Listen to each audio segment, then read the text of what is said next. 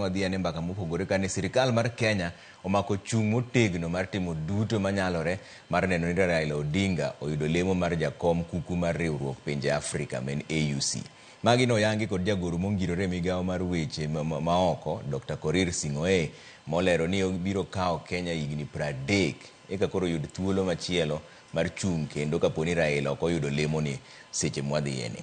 Okoni jumbe ariyo mabiro, jotend piny Kenya William Ruto dhi romo kod jotend pinje moingo 30 mag Afrika e romo madhi bedo China kendo goyo debe ni Raila Odinga. Walter Nyambaga miyo ler mar wachni. Mana thuolo machuok bang' jatend piny William Ruto sidha yanga chung' mar Raila Odinga e laro lemo mar jakom kuku mar riwruok mag pinje mag Afrika e kweth mo meeting mar tayo kampen mar Odinga kotelnegi kod jagoro mongirore migawo mar weche maoko Dr. Korir Sing'oei okoni sirikal sani nie ng'wech mar neno ni onge chogo moko to mar seto ombulu ne Odinga ni mar kagimbalo wang'gi ne thuolono to biro kawo Kenya higni 30 eka gigol jachung' kendo. This is one of those moments which Kenya must seize, because unless we do that, it will take another 30 or so years for Kenya to become eligible again to vie for this position. We are not leaving anything to chance. We think that this is such an important position, the position to lead the African Union. Olerne jumbe ariyo mabiro, jatend piny William Ruto biro dhi China e romo okelo kanyakla jotend pinje 30 moting'o mag Afrika, kendo Ruto dhi tiyo kod thuolono mar gido kendo lombo jotend pinje mondo sir Raila Odinga. In the next 2 weeks, President Ruto will be traveling to China for the China Africa Summit, and I think it is my belief that over 30 African heads of states will be present. So again, that provides an excellent opportunity for there to be pitching for this candidature.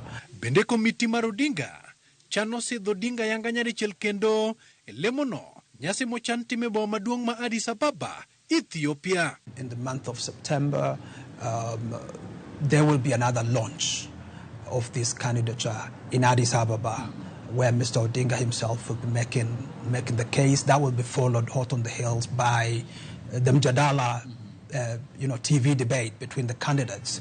Dr. Korir wacho ni twak kod pinje mondo sir Raila Odinga ochan tim kaleor sime mawuok e kar jot mar jatend piny Nairobi kod pinje mamoko. There's going to be phone calls taking place. There's going to be a lot of a lot of back channels through direct and indirect engagements.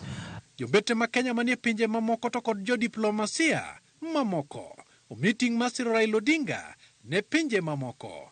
Bende pinje masiro Odinga biro lombo jotend pinje mamoko kaka yor siro Raila. This is not just a Kenyan agenda.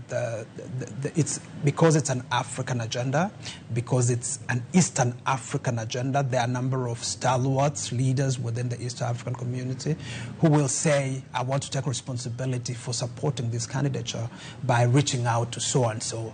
And so all of these leaders will bring their networks, and their capacities to bear towards ensuring the success of this candidature. Piny Kenya nie ng'wech kendo timo duto madwarore mar neno ni giyudo telo kata lemo mar jakom kuku mar riwruok mar pinje mag Afrika Odinga geto.